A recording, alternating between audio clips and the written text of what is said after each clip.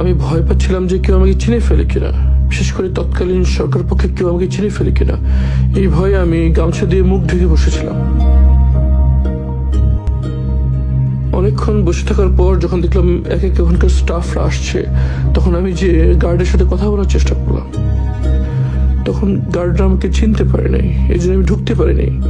তখন আমি আবার যে বসে থাকলাম মেন গেট খোলার অপেক্ষায়, অথবা কেউ পরিচিত আসবে এই অপেক্ষায় প্রায় 1 ঘন্টা বসে থাকলাম।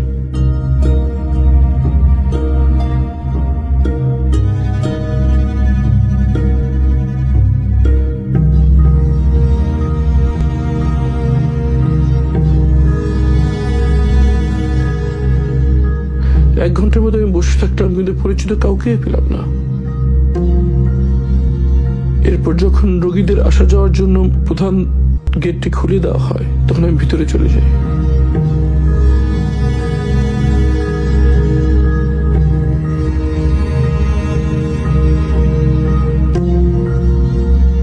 মনের ভিতরে প্রচন্ড আশঙ্কা কাজ করছিল। আমার পরিবার কোথায় আছে, কিভাবে আছে, তারা কি জীবিত আছে? মনের ভিতরে ঝড় বয়ে যাচ্ছিল।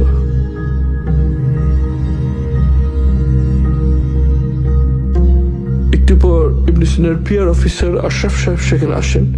উনি আমাকে আমার রুমে নিয়ে যান, যদিও তিনি আমাকে তখন চিনতে পারেন নাই। আমি ওনার কাছে স্মার্টফোনটা নিয়েই আমি গুগলে যাই এবং আমার নাম সার্চ দিই।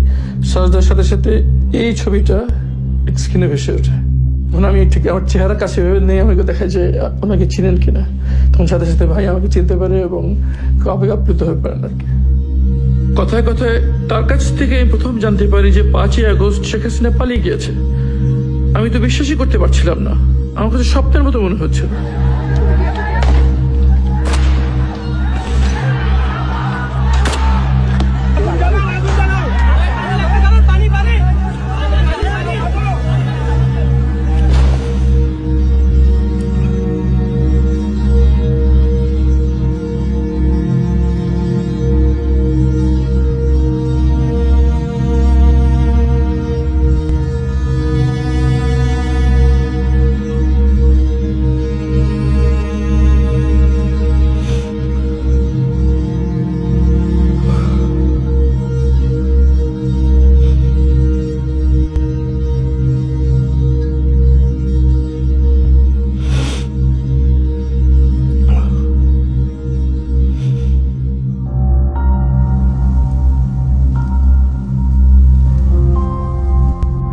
ক্ষমতায় থাকলে সাধারণ মানুষকে দাবার গুটির মতো মনে হয়।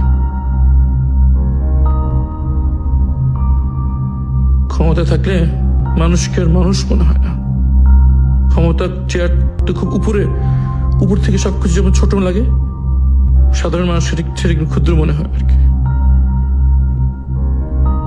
এই সেই বেডরুম যেখানে ফ্যাসিস্ট হাসিনা থাকতো। এভাবে মানুষ মেরে সে কিভাবে ঘুমাতো এখানে?